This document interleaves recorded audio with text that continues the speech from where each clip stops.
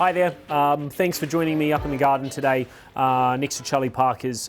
Before we get into some planting of these amazing seasonal products, I wanted to talk to some of the benefits that are raised from having an environment like this. We will talk to some of the nuts and bolts of the financial elements that make this kind of stand up. If you have powers that be, you need to convince of at least giving this a run. But I really wanted to speak to the environmental benefits as well as the social benefits attributed to the teams that get to work here. In a really simple sense, Charlie Parker's at its core was trying to bring the topic of sustainability and how we apply that to our industry. When you look at food waste in general, there are facts, figures, shows in abundance that speak to the fact that in Australia over a third of the waste that goes to landfill is food waste, and that waste in total is in the billions of tonnes per year.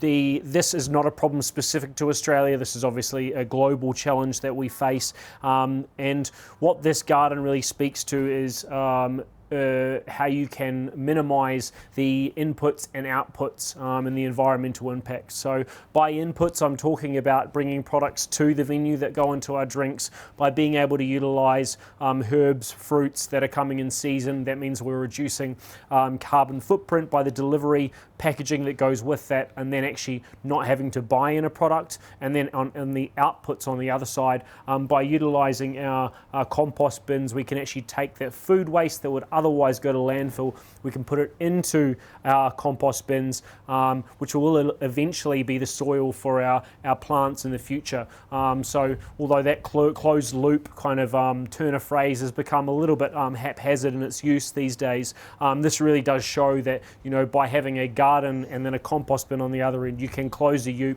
loop of some of the usage that you are using in your venue. The impact this has on the team's culture can be no more easily described and showcased than looking around at how green this garden is right now. This garden has been here for over 3 years and has been amazing at times and less so in others. And I truly believe that an engaged team like Giacomo and his crew right now, the reason why this is flourishing. As you can tell, we have 6 raised garden beds here. They are about 2 meters by half a meter. The broad kind of cost of setting up this garden was probably about $2,500 with all initial outlay, including staffing.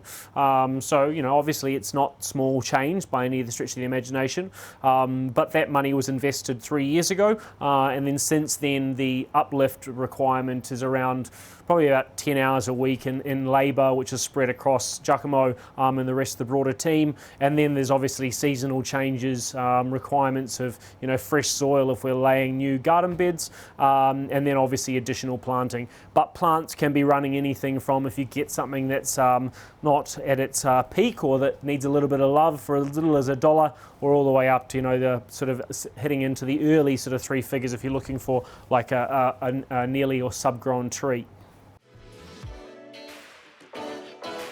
To speak specifically to one of the drinks that we have on at Charlie Parker's at the moment, which is on one of our videos which you can have a look at a little bit later on, we have a drink which uses pineapple sage.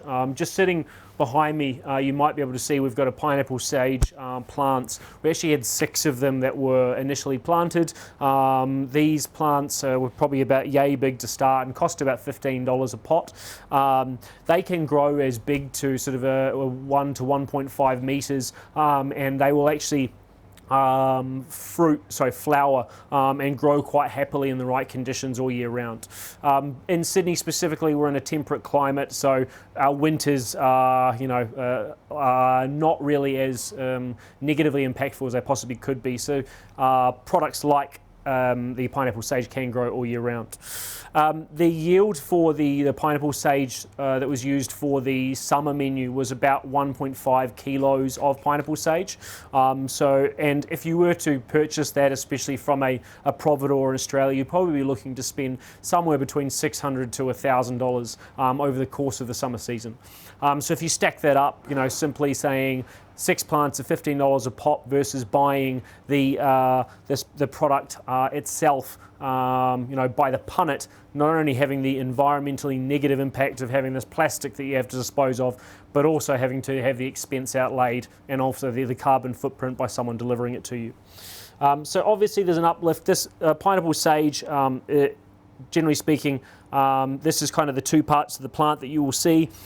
These are the leaves specifically, they look kind of a bit like mint, but are part of the sage family, and have this wonderful pineapple aroma, and have kind of like a fresh green apple kind of bite when you bite into them.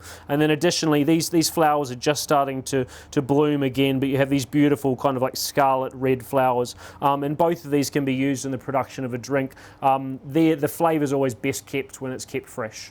So yeah, nice and simple. You can see it stacks up, good for the environment, good for the drinks, and good for the pocket. The next product I wanted to talk to is this wonderful Australian native lemon myrtle. It's been a part of sort of Indigenous cooking and medicine for, I guess for an extremely long time. The great thing about this product is that the flavour is maintained whether it's dried or fresh, and you can just release just by giving it a crack on the back, just the amazing citrus kind of notes. The compound which you find in most kind of citrus fruits is in its highest concentration in the lemon myrtle plant. So the way that we use it at Charlie Parker's is it's infused into verjus. So all of the signature drinks that's on the menu do not actually use fresh citrus. We still have it available for classics, margaritas and the such like, but in Australia specifically, and especially in New South Wales, the fluctuation of citrus costs can get quite astronomical. A 5 kilo box in the off season, and off season by I mean price, can be around the $20 mark, but it can get as high as sort of $110, even $150 a box at its worst. So when you look at having citrus forward drinks, or drinks with that kind of bite and zip, which is really quite popular to the Australian palate, it can be quite it can be quite negative when it comes to cost of goods of actually trying to put together a signature list. So these leaves can be easily dried, crushed and infused into lemon myrtle, as is done here for all of our citrus on our signature menu.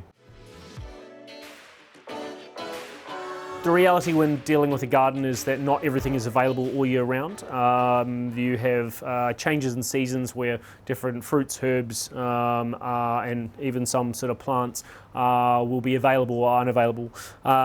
The wonderful thing with a garden like this sort of space, and in the case of the chilies here, is you can future-proof or future plan for menus using a range of techniques, whether it's fermentation, which is obviously pretty prevalent in the menu downstairs, using the rotary evaporator to catch up flavours, or even just simply drying these products. The chilies here we use in like the Charlie Parker's version of a Martinez, and this product here, or this jar, was completely full at the start of the season, and then obviously can be used as the product dries out, the spice level concentrates. But this is something that, as long as it's sealed, can be used all the way around until next year when the product starts to fruit again.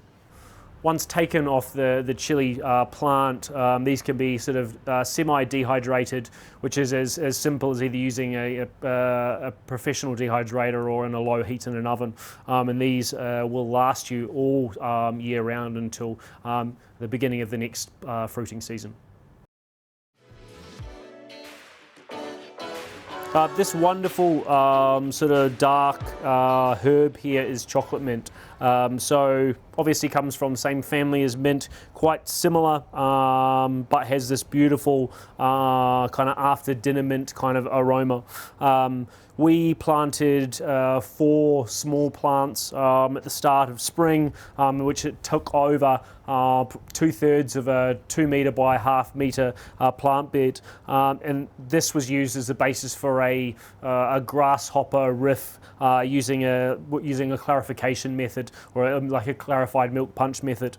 So being able to grow enough for a single drink to run for an entire season, and being able to batch the drink en masse, comparatively speaking, you can buy this if you find it from the right provedore, and your standard bunch to market bunch, you're probably looking about $30 to $40 a piece, and obviously then there is the carbon footprint and the economic cost associated with this.